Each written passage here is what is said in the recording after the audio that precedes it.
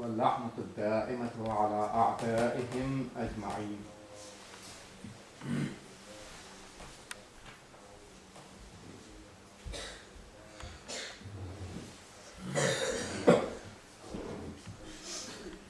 We're talking about the Tafseer of Bismillah ar-Rahman ar-Rahim and connecting from where we left, and we were talking about Bahthun Riwa'i, the discussion in the light of the narrations and various aspects related to Bismillah ar-Rahman ar-Rahim. So, another point to note today is that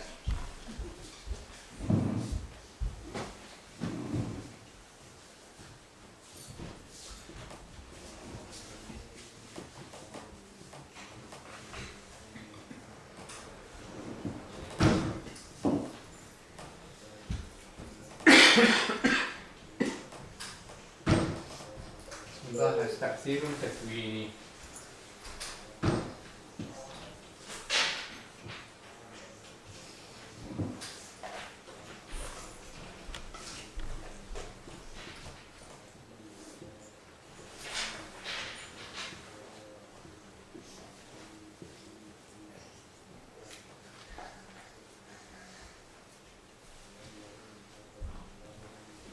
A real-time, real-world impact. When someone says Bismillah ar-Rahman ar-Rahim, it will always has an impact. Obviously, everything has conditions. This is also not unconditional. Bismillah also has its own conditions. Everything of Islam, every ruling has every issue has its own conditions that apply. Here, obviously, conditions is there for the person should be having Iman. If a person has the Iman on all those things which we are supposed to believe in, and then he says Bismillah, it will always have an impact. And that's an inbuilt impact.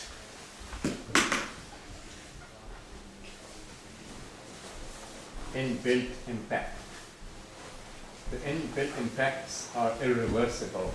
So this is confirmed. This is called Tafseer Takweeni.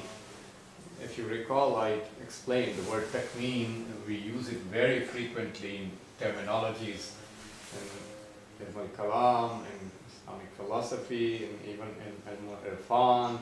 It's a widely used term, Takweeni and Tashri'i, which is the word Takween is derived from the Arabic word al-Kawn, means existence. So the impact which is related to the existences in the universe, this is what we are talking about. So it has a real-time impact when a believer who has belief in all the things we are supposed to believe in, he says Bismillah ar-Rahman ar-Rahim, it has a real-time inbuilt impact on the existences, in the world of existences. Well, sometimes sinners like me don't feel those impacts. We don't feel because of obviously all the sins, but when we have the taqwa and piety and purification of the soul, we can even find the impacts and discover the impacts. Here's a hadith from Rasulullah sallallahu alaihi wasallam.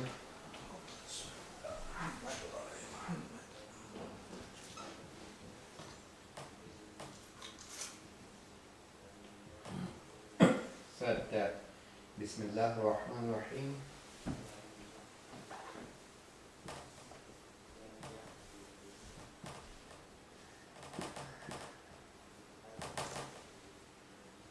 Ismun min asma'illah. Bismillah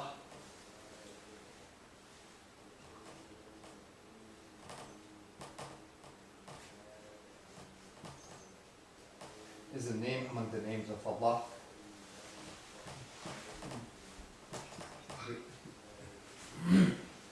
Names among the greatest names of Allah.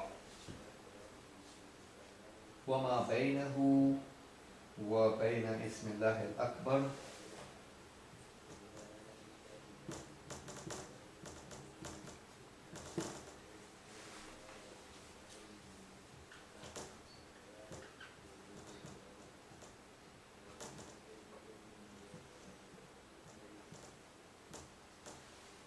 وما بينه وبين اسم الله الأكبر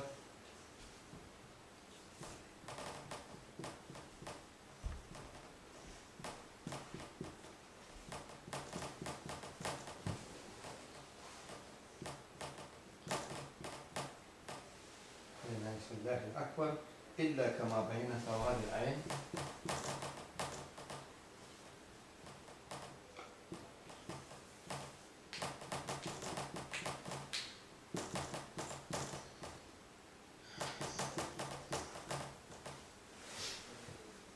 وبياضها.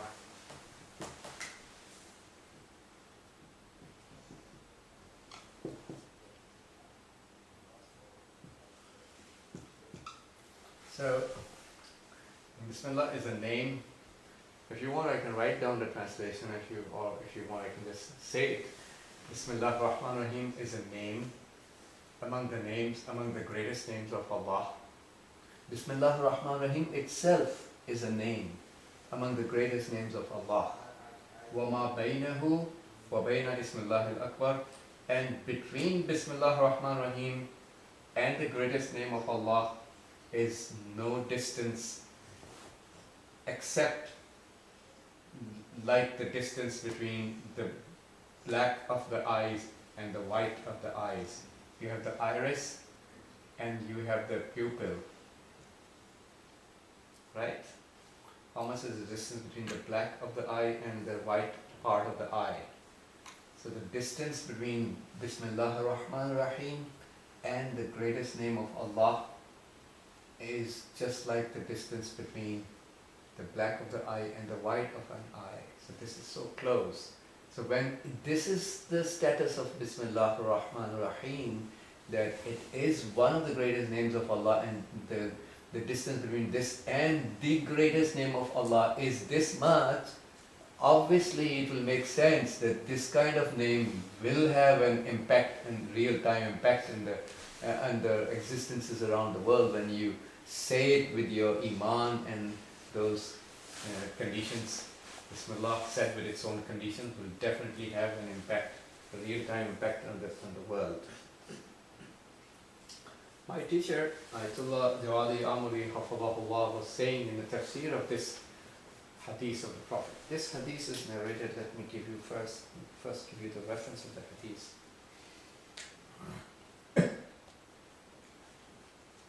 Nur al-Saqarain, volume 1, page 8. Nur al-Saqarain is a very old tafsir. Nur al-Saqarain, volume 1, page 8. So, and let me add one more hadith and then I will give the description from my teacher. So another hadith from Amir al-Mu'mineen alayhi salam says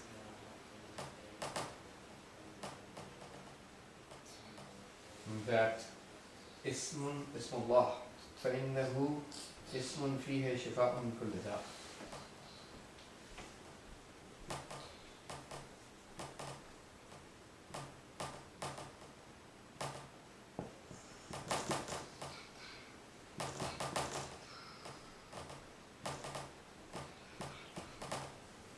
فإنه اسم فيه شفاء من كل داء.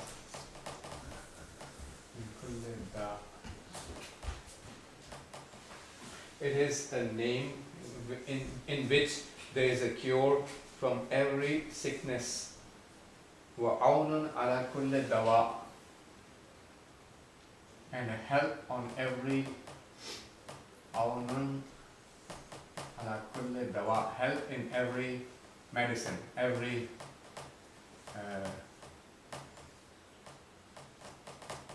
medicine.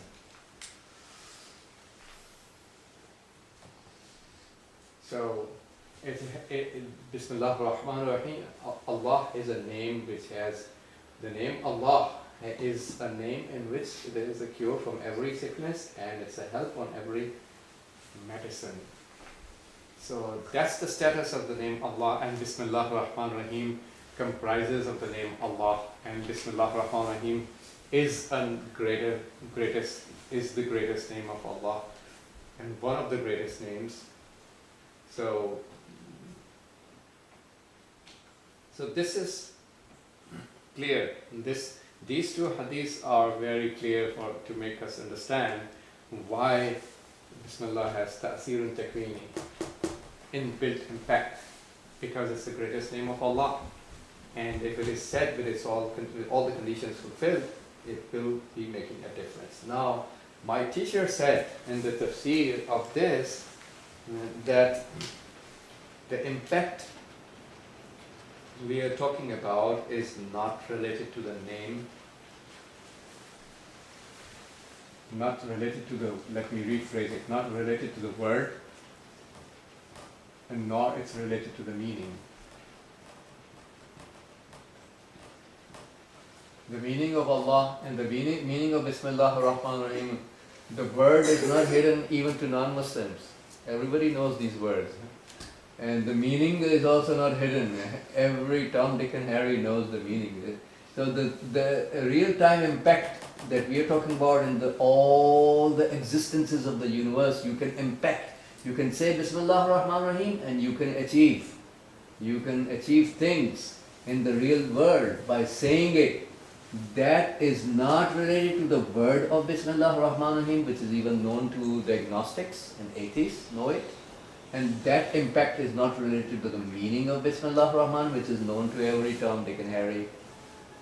This impact has nothing to do with the word of Bismillah ar-Rahman, these words, that saying the words and you will make an impact. Don't misunderstand the concept. This has nothing to do with the word. This impact has nothing to do with the word of Bismillah ar-Rahman ar-Rahim, and nothing to do with the meaning of Bismillah ar-Rahman ar-Rahim. This impact has everything to do with the spirituality of the sayer, of the person who is saying. How much you avoid the harams in your life, and what's the level of purification of your soul. If you acquire the spiritual purification, and after that spiritual level, when you say these words, then you will find the impact happening. So it's about a spiritual level.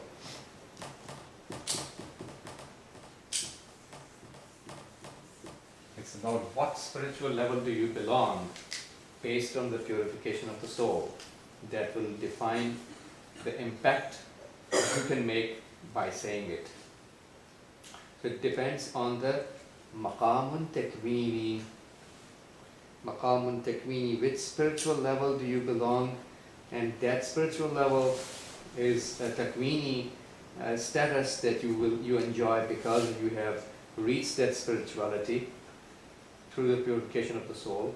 And thus, this kind of person who has reached that spiritual level, when he says it, you will find the things getting impacted with your words. With you saying Bismillah ar-Rahman ar-Rahim, you will find impact happening in the real world around you. So, can I erase this?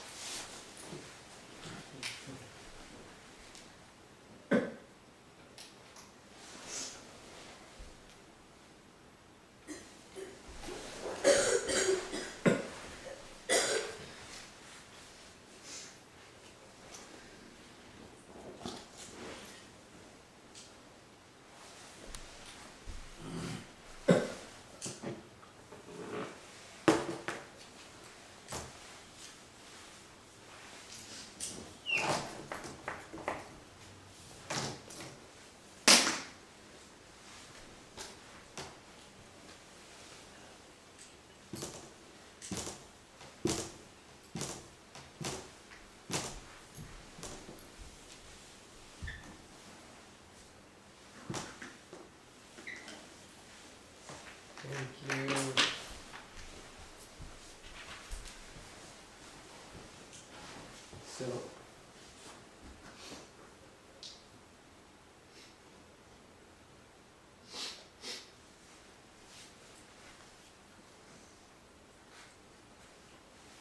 So Allah itself is al-Ism al-A'zam, the greatest name of Allah.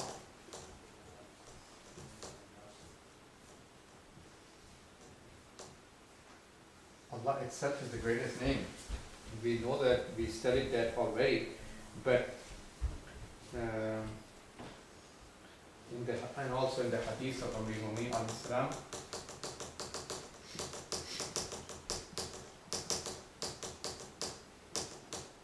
he said that inna qawlak Allah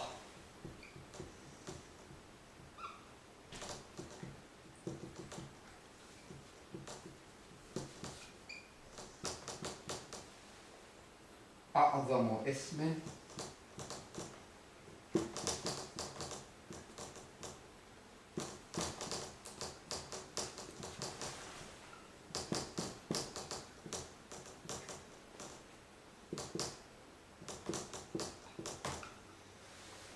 min asma'illah wa azza.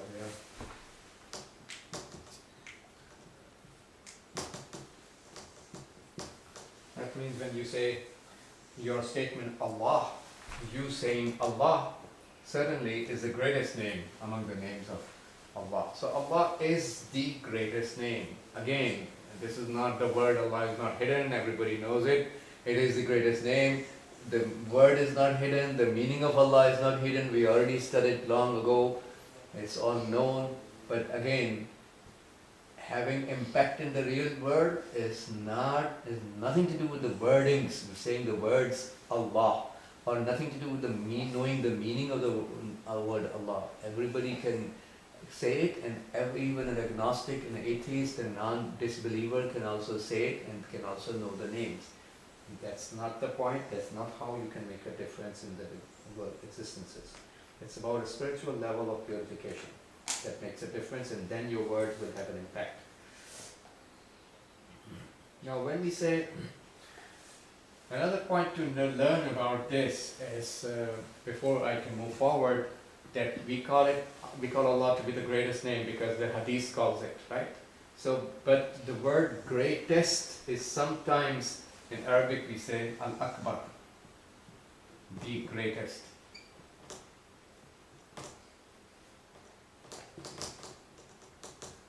Al-Akbar is the greatest, the biggest.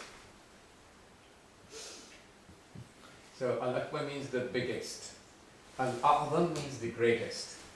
Al-Akbar, to be precise, means the biggest. Al-Akbar, the biggest. So we call it the biggest name, we call it the greatest name. Sometimes we use this term Al-Akbar in a relative way. In a relative way, which is in Arabic we say Nisbi.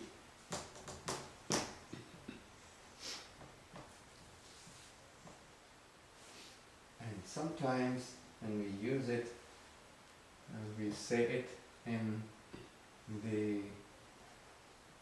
the real sense, which means waqi'i.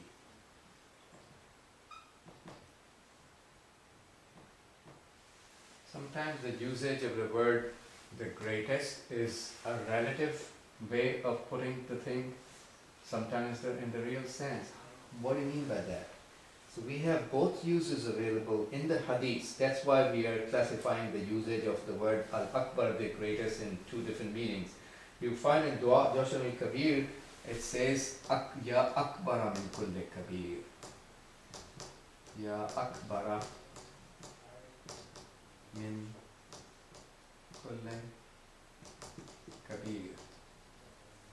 Oh, the biggest than every big. Biggest than every big, so you are relating, it is a relative way. You are calling Allah relatively towards the rest of the big things. He is the bigger one towards the rest of the big things, which is obviously He is the biggest one towards all the rest of the big things. But then you are considering the rest of the things to be big as well. And that's why you are comparing, the rest of the things with Allah, and then you come to the conclusion Allah is the biggest of, as compared to the rest of the big things. So you do consider the rest of the things to be big as well. This is called a relative way of putting the thing, nisbi. So this is tasamuh. Tasamuh means metaphorical usage. This is a metaphorical usage of the word akbar, because in the real sense, there is nothing comparable to Allah. Allah is the creator. He was there since nothing was there. He created everything. Every big is not big when it comes to Allah. No one can be compared to Allah. It's insultive actually to compare. In the real sense, it's insultive to compare anyone or anything with Allah. So that's not fairness. That's not fairness. So this is called, this usage is tasamuh. It's a metaphoric usage, but it is found in the hadith. That's why we are mentioning it, otherwise we would not mention. But that's not the real, in the real sense. That's not waqi'i. The real sense is what we find in another hadith, where Imam Sadiq alayhi salam, somebody was asking Imam alayhi salam, and he said to Imam alayhi salam, he said to Imam Sadiq alayhi salam the meaning of Allahu Akbar. Should I erase this? I think I should erase this, then I will write it down.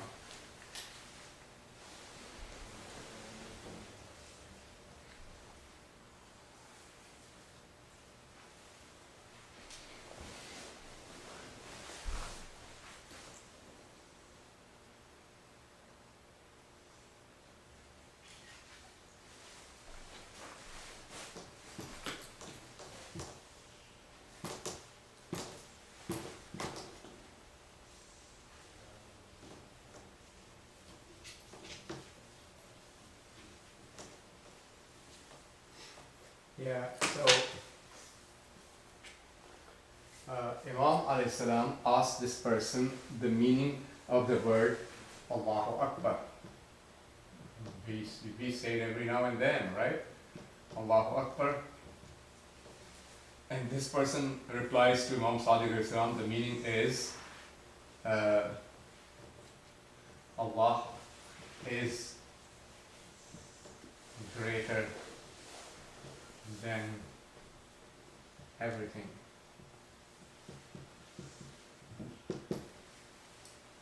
This is the meaning the person said in the response. And Imam Sadiq alayhi salam replied back,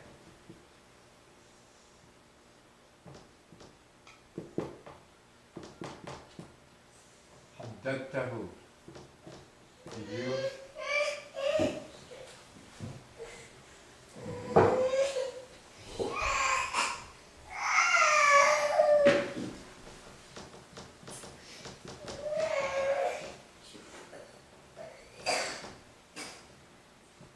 You restricted him. That means in your description, the way you describe Allah, you are describing him as a restricted and limited being. Allah is not restricted.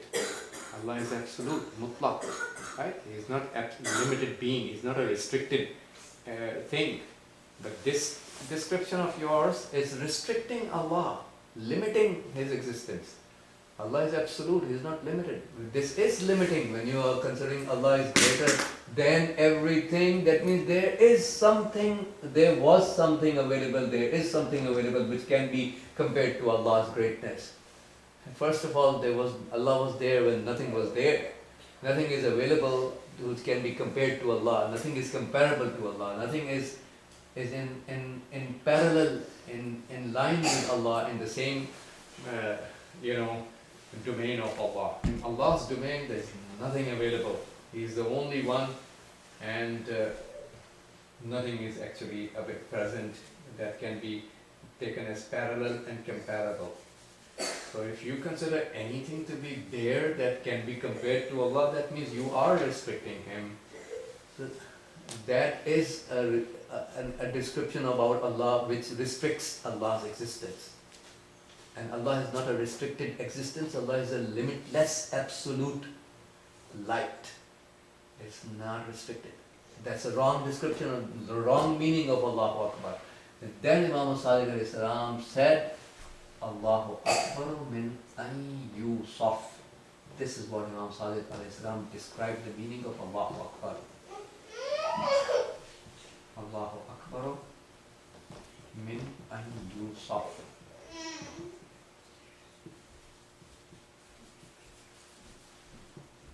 Allah is greater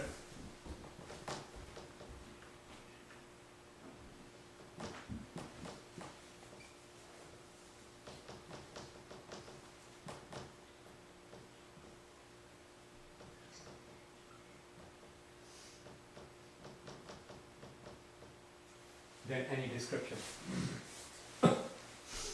This is not a relative and nisbi meaning of the word Akbar. Here the word Akbar is not used in the relative sense. Remember in the previous slide, previous writing, I have written nisbi and waqi'i, the real and reals in the real sense and then the relative sense. This is not a way of describing Allah in a relative sense. This is the real in the real sense. So when you say Allah is greater than any description, that means Allah is the absolute greatest. Nothing is comparable to Allah. On the level of Allah, nothing is there that exists which can be compared to Allah. It's only Allah. That's so true. So Allah was there when nothing was there. He is the creator of everything. Nothing is on His level. Nothing is comparable to Him. So Allah is the only greatest. Greatest not as compared to anything, greatest in the absolute sense of the word. And when we say Akbar, which means greater than any description that any person can ever describe. So He's beyond the description of people who are describing, who may describe. It's not in our limits to describe Allah in His complete essence. It's impossible to be described. That's the real meaning of the word Allahu Akbar. Allah is greater than any description, and this is the real-time meaning of the word Allahu Akbar in the real sense, not the relative sense. This is the relative sense, and Allahu Ya Akbara min kulli kabir is also a relative description, which is tasamu. Our scholars say it's a metaphorical statement in Dua Joshan al-Kabir. It's a metaphorical statement. That's not in the real sense. It's not waqi'i. It's not a metaphorical statement with tasamu. Now, coming to some description about the Rahim. Shall I erase it?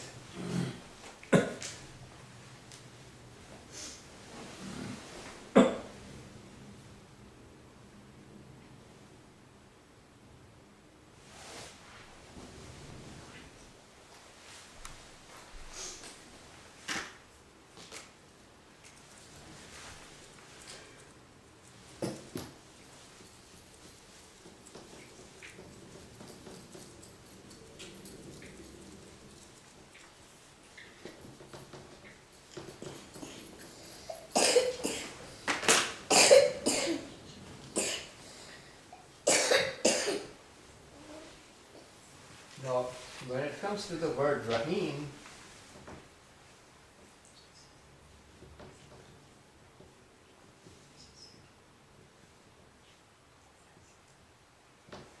Rahim, Imam alayhi salam says,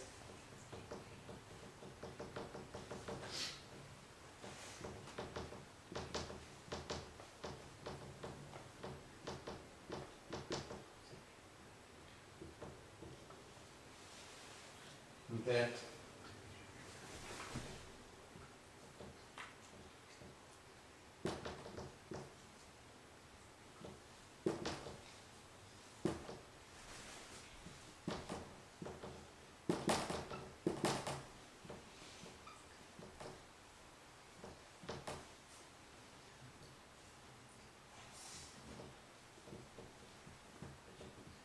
Rahimun la yusaf bil-riqqa. very beautiful and a deep statement. This is what we want to discuss today. This is Nahjul Balagha, Fatwa 179.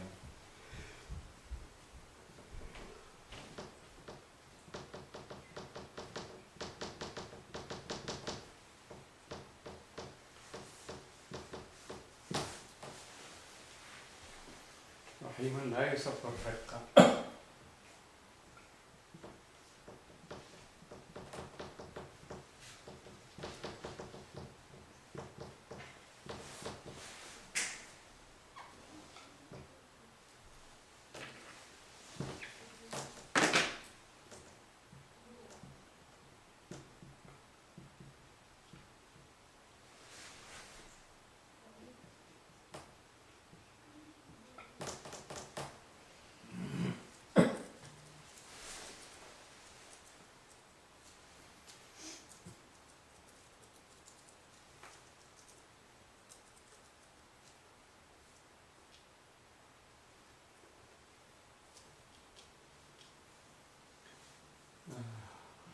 How can I best translate the word riqat?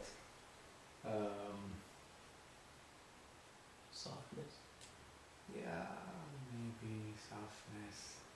I don't think it's very precise, but softness or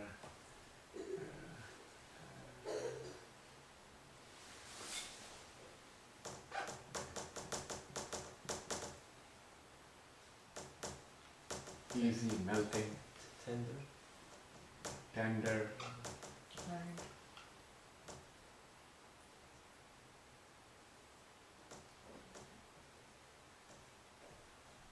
Tenderness.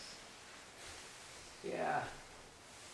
A merciful who is not described through softness and easy melting and tenderness. These are attributes of the creatures. Allah has nothing of the attributes of the creatures. Easy melting and tenderness. This is how we become. Some of the humans have these attributes. Obviously not all. Some are stone-hearted. But several of the humans have these attributes. Allah has none of the attributes of the creatures. When we say Allah is Rahim, the meaning of being merciful should not be described through having riqqat in the heart. This is not the way we describe Allah's mercy. This is the way we describe our mercy. But not Allah's mercy is not like this. It's not described through the tenderness and softness. Now let's go to the next hadith which explains in detail. Should I erase this?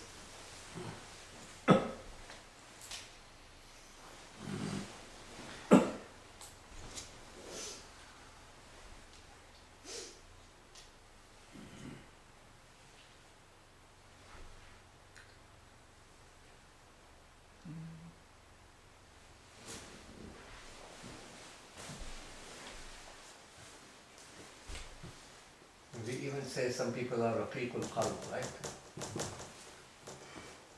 Raqiqul qalb. Their heart melts easily, tender and soft. These are not the right way, right words to describe Allah's mercy. These are the ways we describe humans' mercy. There is a distinction between Allah's mercy and humans' mercy. So let me erase this.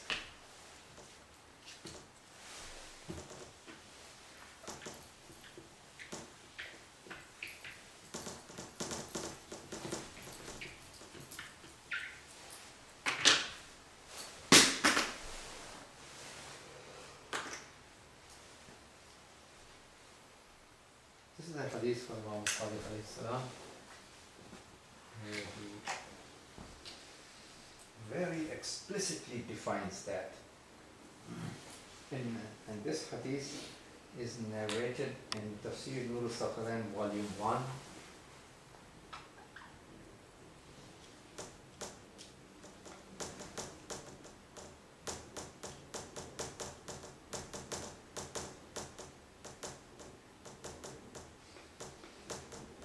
Volume on page 14.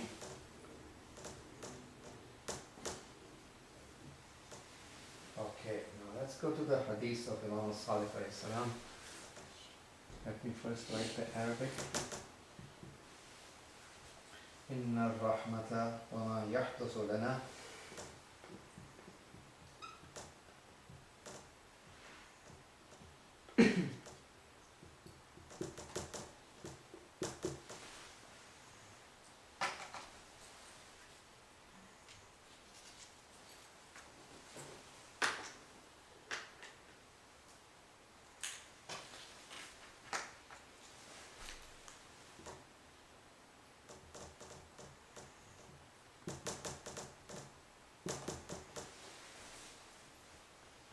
منها شفقة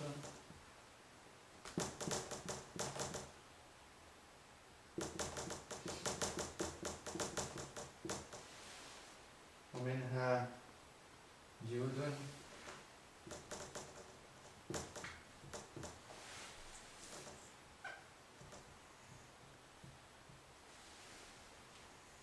وإن رحمة الله ثوابه لخلقه.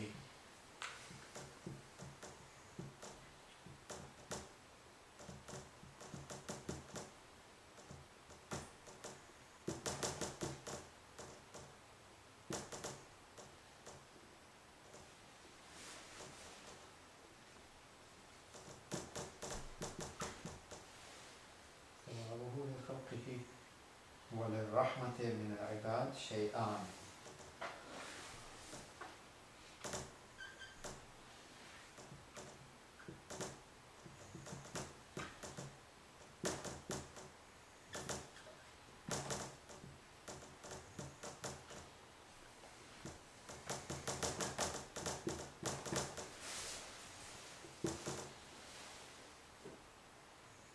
أحدهما يحدث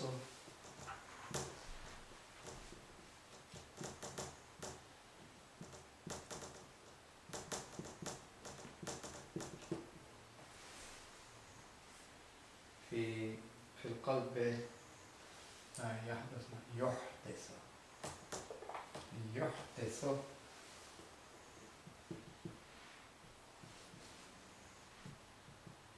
في القلب الرأفة والرفقة.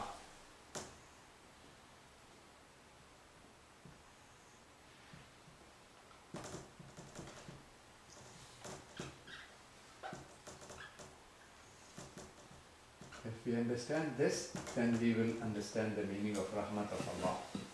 الرأفة والرفقة لما يرى بالمرحوم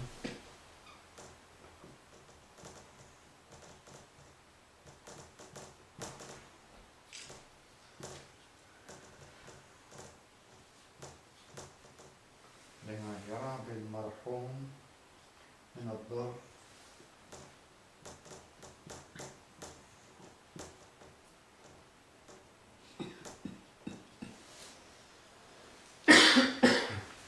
والحاجة وضروب البلاء.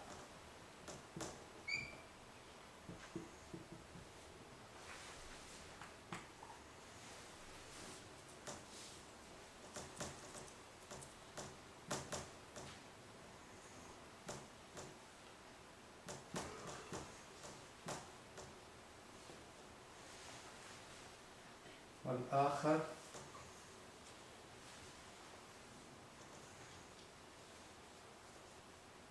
أحدهما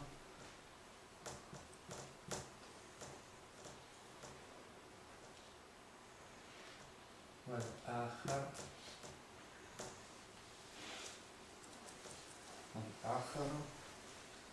ما يحدث منا بعد الرأفة.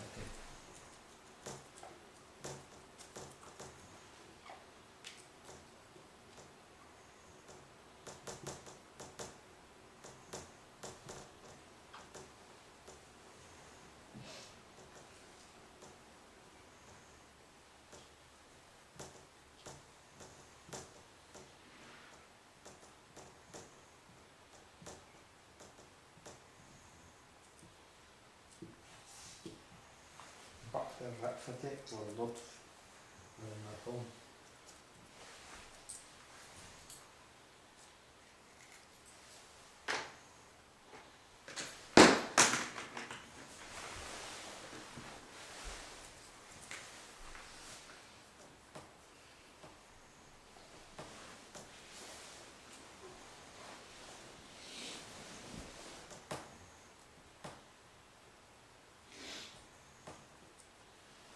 اللطف على المرحوم والمعرفة منا.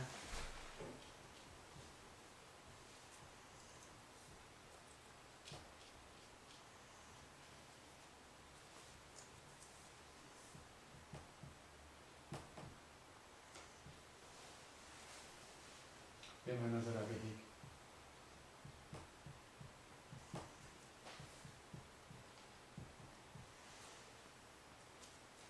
وقد يقول القائل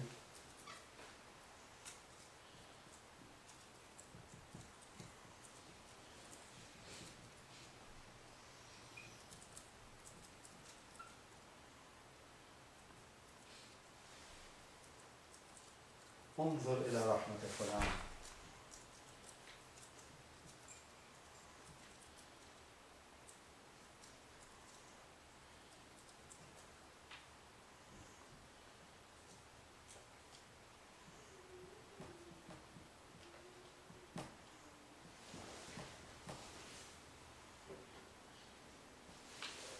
انظر إلى رحمة فلان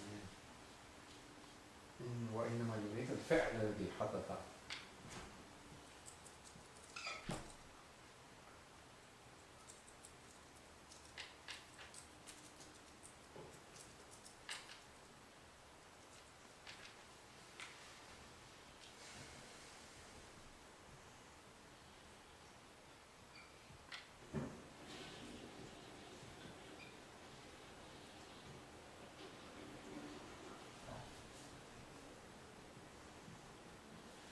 وإنما يريد الفعل الذي حدث عن الرقة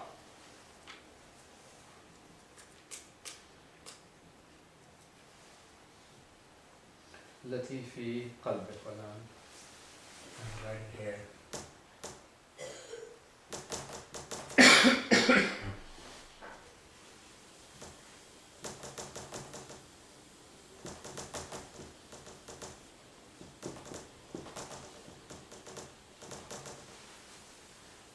I'll talk up to this.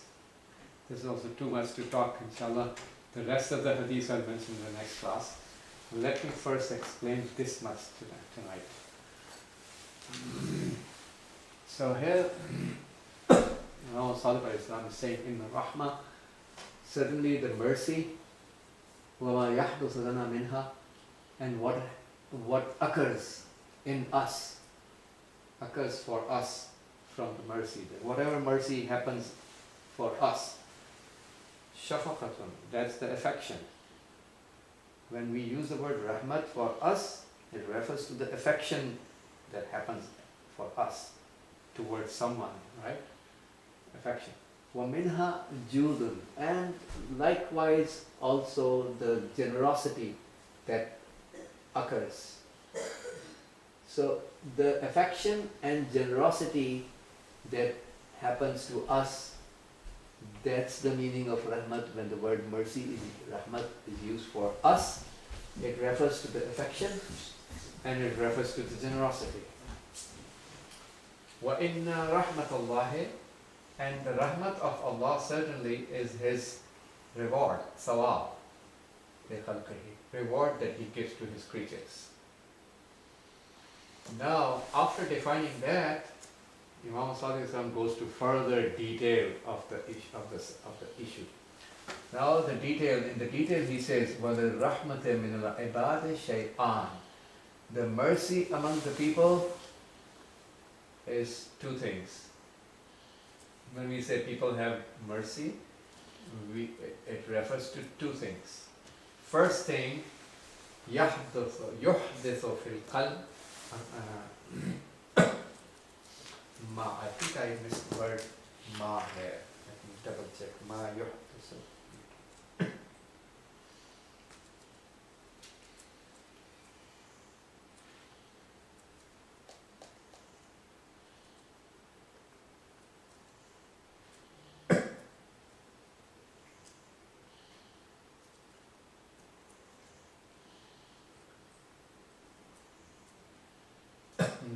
There is no market.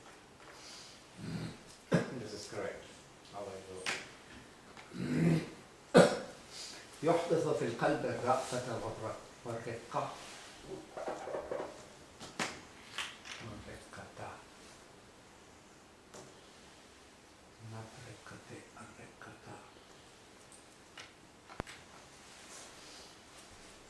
يحدث في القلب الرأفة والرقة. The first meaning when you use the word rahmat for the people, It refers to two things. The first of the two things is that يحدث في القلب الرأفة والرقة. the concept of rahmat, if a person has rahmat, it creates in his heart,